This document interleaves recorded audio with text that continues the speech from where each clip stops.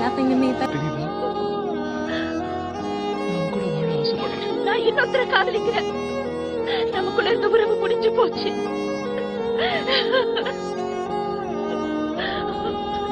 எவ்வளவு வேதனைப்பட்டுச்சுன்னு உனக்கு தெரியுமா? எதுக்காக உங்க மனசுல இருந்து என்ன உன்னை நான் ஒதுக்குறேனா? ஒதுக்குற அளவுக்கு அப்படி நமக்குள்ள என்ன ஆயிடுச்சு? I love you. நான் உன்னை மனசார காதலிக்கிறேன்.